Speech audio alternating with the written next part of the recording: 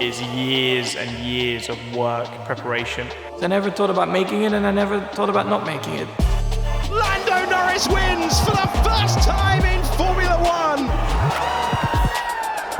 My whole life all about getting to Formula One. How to navigate highs and lows. I think you always have to have perspective.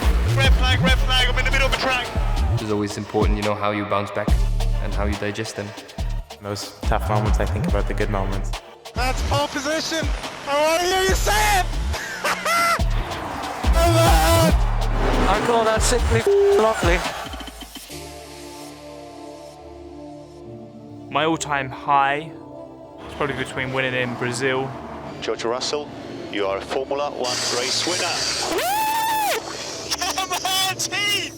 But probably the most amount of sudden adrenaline I've ever had would be when I qualified on the front row for Williams in Spa. And that was a sudden burst of adrenaline and emotion. We were last in the championship. It was such a surprise, it was such a shock. George Russell can celebrate a magnificent achievement. So that was probably the highest of peaks. Probably winning World Championship in F1. Probably the first one is more emotional, but all of them are pretty special. It's tough to say one. Say F3 European Championship, first pole position in Formula One. Lance Stroll is on pole for the first time in his career. Yes, boys! Let's go! First podium in Formula One. I'm too young for this. Definitely my first Formula One race, getting on the podium. It's Kevin Magnussen, the first Danish driver to finish on a Formula One podium. Okay, Kevin, absolutely fantastic, absolutely awesome. That was sensational all weekend. Yeah, it's hard to believe, really. It just seems so surreal. Well, just my first podium in Formula One. Probably the one I remember the most. Yeah, boy! And Lando Norris gets on the podium for the first time in Formula One. I'd say the Hulkenbergs. They were pretty special, pretty cool and wild. What a brilliant drive into the points for Nico Hulkenberg. I can't even really put it into words, the preparation needed to reach those heights, because it's years and years of work, preparation. My whole life, basically. All those years in go-karts and all the junior categories before Formula One. Basically all about getting to Formula One, so a lot of preparation. From the age of 7 years old, every single moment has contributed towards those moments. That's a long period of time that you work towards a goal like that. It's a lot of effort from a young age, but of course when you're very little, initially you don't even realize it fully what you're doing, what you're doing it for. And of course once you achieve it, they all flash through your mind again, from when you were a little kid. So then you tell yourself it was all worth it to do it. But then, with a lot of good people around you, especially also from my dad's side, the guidance that I got from when I was a little kid, really having to approach it as a professional driver already. I think that helped me a lot, to push through it all. Just a lot of days spent with my engineers, kind of reviewing, driving and comparing to previous years, understanding where my weaknesses and strengths are. Simulator, trying all these different things, trying to improve on those weaknesses. More than I think what people think from the outside. To achieve all that stuff, it's a lot of hard work outside the car, a lot of mental preparation and work to get yourself in the right frame of mind, and a lot of physical preparation and work, lots of hours in the gym, and overcoming a lot of adversity before achieving success is a huge part of racing. And there's a lot of disappointing weekends before some of those great achievements happen, and that's something that has definitely made me grow a lot as a driver and taught me a lot of lessons, and in a way I think that's contributed a lot to the successful moments I've had in racing. I definitely felt a big relief to get to Formula One, and also to get on the podium on the first try was for sure a big thing. It's just cool to be on the podium, but it wasn't a relief of anything. It wasn't like I ever thought I would never be on the podium, so just a great feeling, an incredible feeling, but I wouldn't say a relief in any way. Winning my first race was definitely a weight lifted off my shoulders because it had been a long time coming. There'd been a few opportunities in the past. 2020 in Bahrain was a good example, but I always knew it was going to come, so I wasn't too concerned. But for sure, that was a box ticked. Yeah, once I won the first championship, it was a bit of a relief. Like, wow, we've done it. This is what I've worked for from when I was a little kid. Max Verstappen is champion of the world! Oh my Lord, Max! Oh my God! Yes! Oh my God! I think overall the low points for me were more before you even fight for a championship. Many times where you think it's possible, then it's not possible. Then I had a bit of a rough start in 2018, for example, and it's just not really clicking and coming together. But then it's about how you go through that period and regroup and come back stronger. Oh, Verstappen on the inside of Vettel, they have touched! Max. That was inevitable! I've had many lows on the way to the highs. Had some tough seasons in the end of my go-karting career, a tough year in Formula 3 one season, and they taught me a lot about myself. Crashing in Singapore last year was a low.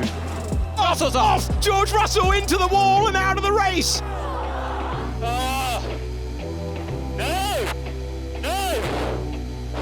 Your body goes through so many emotions, you learn how to deal with that, and ultimately it's not like the Olympics. It's not like you've got one opportunity every 4 years.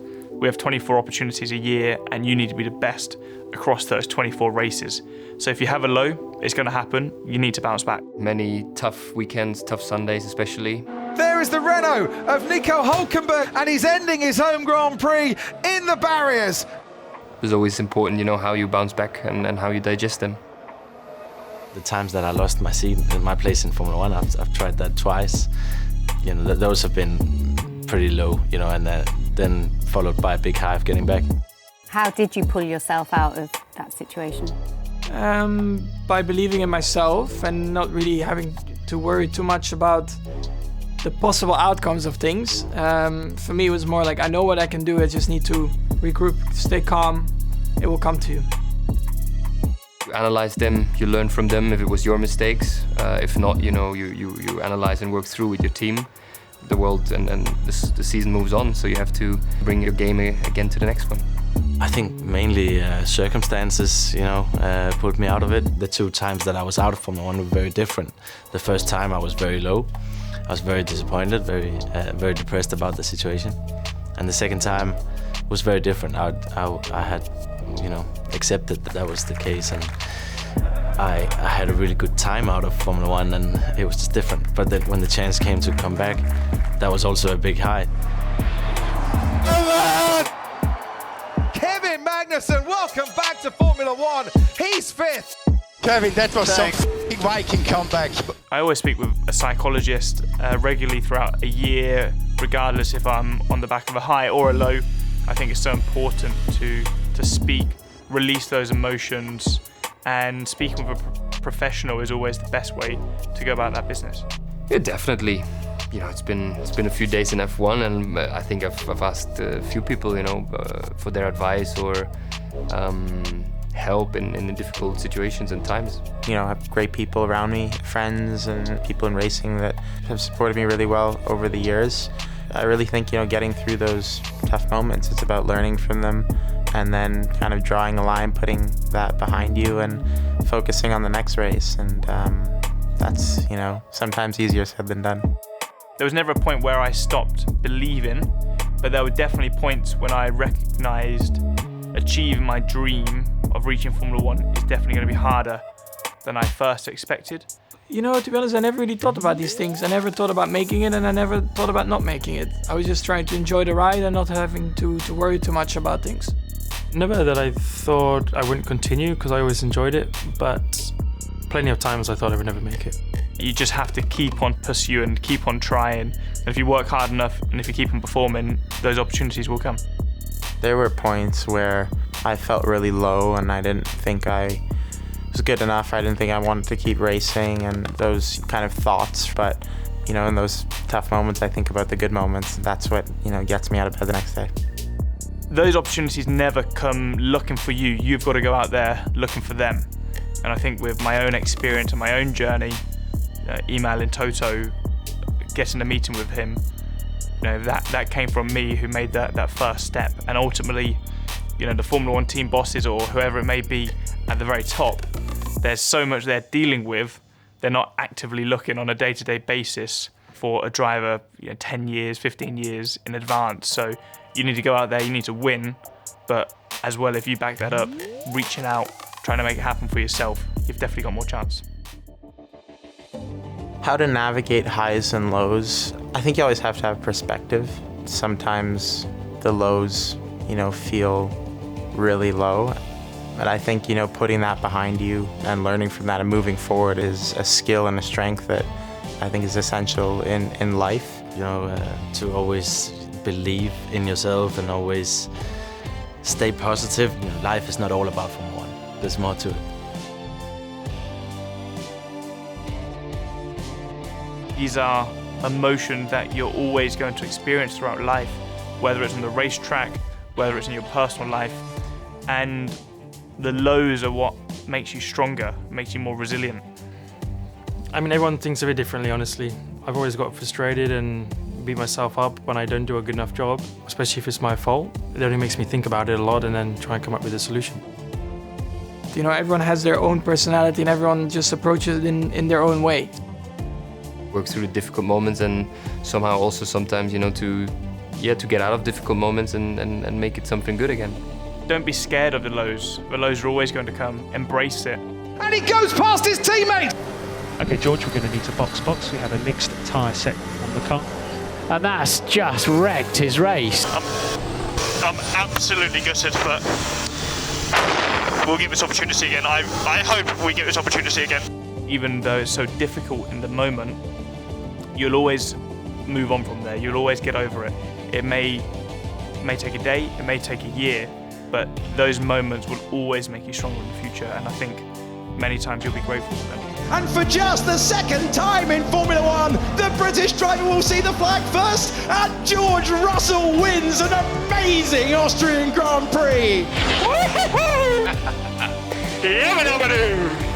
It's not over until it's over.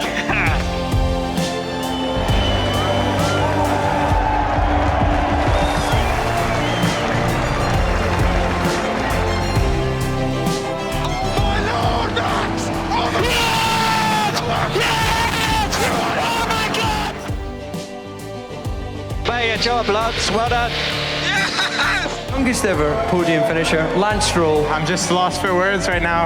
I finally delivered for you. Thank you so much. I love you all. And that is a day to remember.